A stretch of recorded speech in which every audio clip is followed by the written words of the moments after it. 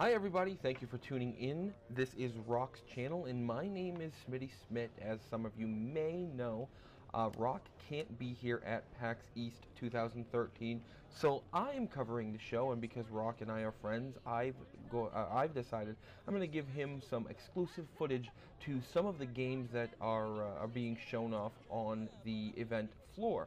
Now, as some of you may know, I also record videos myself, but I don't like to use script. I rarely use notes at all. I'd rather just talk about the game and flow with it as it comes to me. So what we're going to do here, we're talking about State of Decay. I know a lot of you who subscribe to Rock watch him because of his Call of Duty videos, first-person shooters and things like that, and that's great. I love Call of Duty. I've got almost 400 hours put into Black Ops, the first one.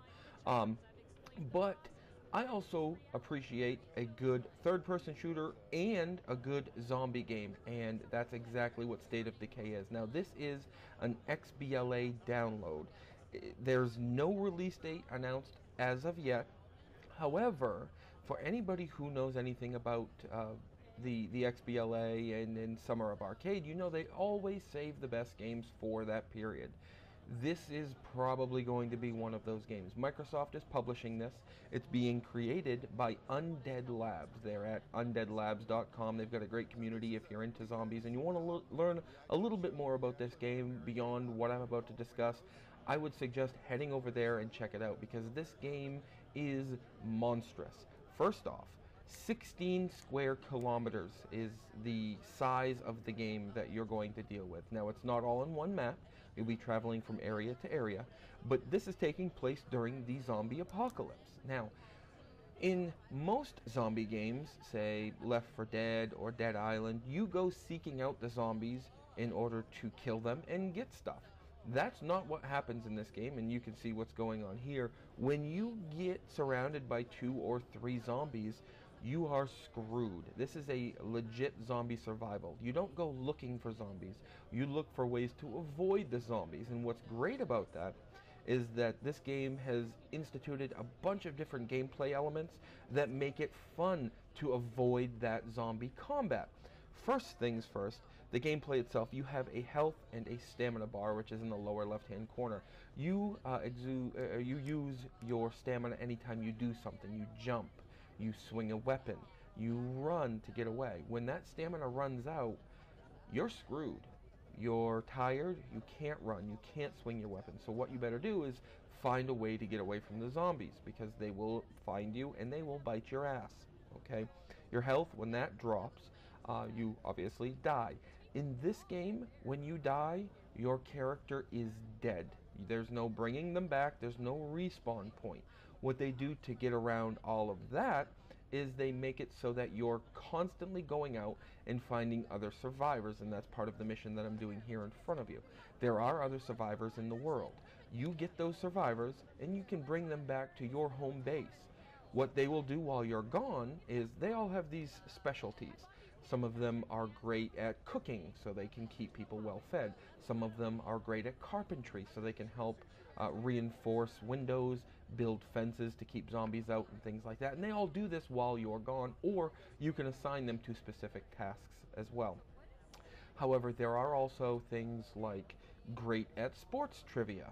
Okay, that is a useless skill, but it's still a skill that people have.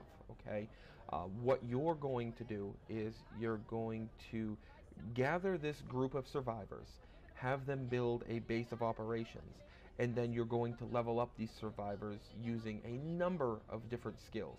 There's if you climb to the top of a tower, you can scout and increase your scout skill. If you fight constantly, you'll level up your fighting skill to the point where you're doing it better, you're doing it faster, and things like that. This game, like I said, it's a downloadable. It's probably the most ambitious downloadable game that Xbox Live has ever seen, and that's probably for good cause, because we're coming to the end of the cycle. Now, from what I understand, they plan on implementing multiplayer, but when the game launches, it's not going to be available. They have a sequel they've already announced. This used to be called Class 3, and the sequel was Class 4. which was it's intended to be a persistent world where you and a bunch of friends can try to live in the zombie apocalypse. Based on my discussions with Undead Labs, they haven't written a single line of code for the sequel because this game's not even out the door yet. Okay, that is a big, big deal. All right, that tells me that they're very focused on getting top quality content out the door before they even consider making more money with their sequel. Okay, once you create your home and you've got all your survivors around that are going to be doing their own thing and helping you develop that into a essentially a compound, all right, you are going to go out and find more survivors, and you can either send them back to do stuff or you can send them on their way. Now, what happens, say, if you've got 7 survivors and one of them is just a total jerk? Because let's face it, there are jerks in the world. It's going to bring your overall morale down of all the survivors. Okay, think of The Walking Dead, for instance. Okay, when you have the entire group in that first season when they're camped out, you have a couple of people who are just they're jerks. You don't want to be around them, and it really destroys the morale of everybody within that little party.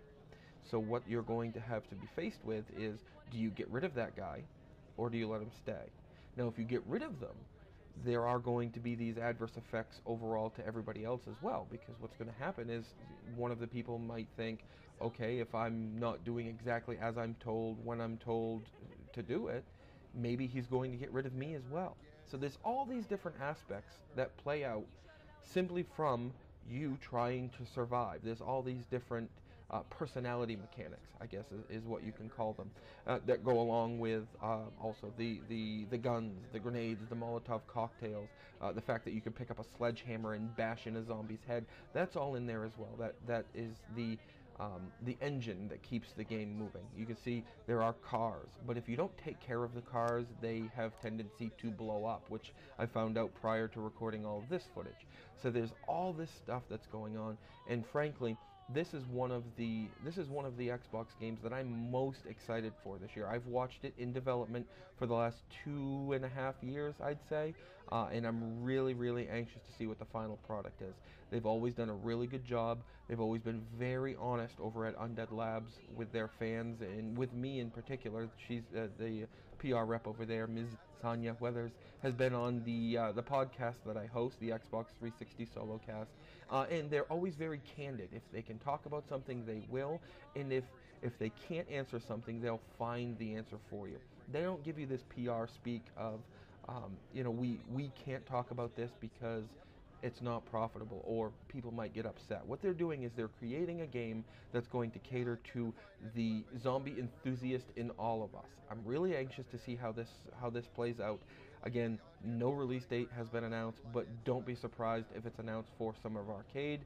It's only for Xbox right now. Microsoft has signed them to an exclusive deal, but in the future, they're probably going to port this to the PC as well. So if you guys, again, want to find out a little bit more information, because there are dozens and dozens of pages, frequently asked questions, that they've actually taken the time to answer over at undeadlabs.com.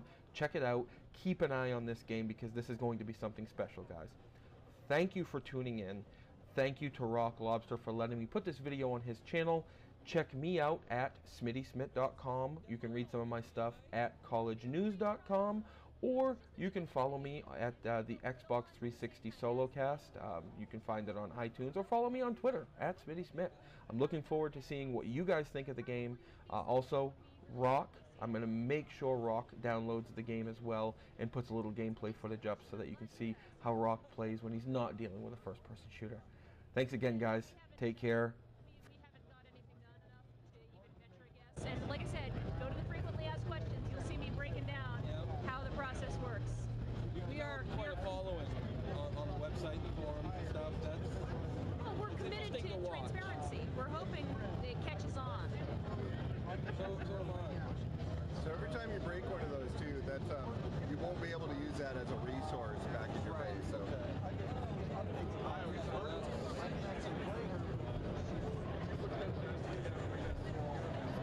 This should be a little bit more durable. Crowbars last forever. Oh, do they? Well, pretty darn close. zombies a lot though. They'll wear down faster.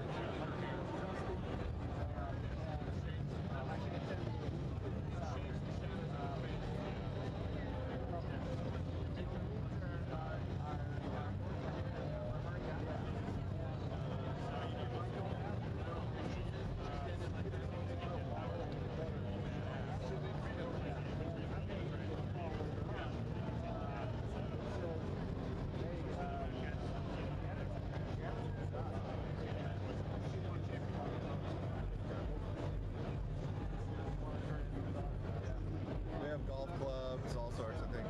There's actually a mace somewhere hidden in the game. Like a medieval mace? Okay. Yep. Now, should we keep an eye out for Easter eggs and stuff too? Or There's a few. There's a few. One or two. care Scattered to give an around. example? No. You can run over the porta potty and destroy it. Can't go into it.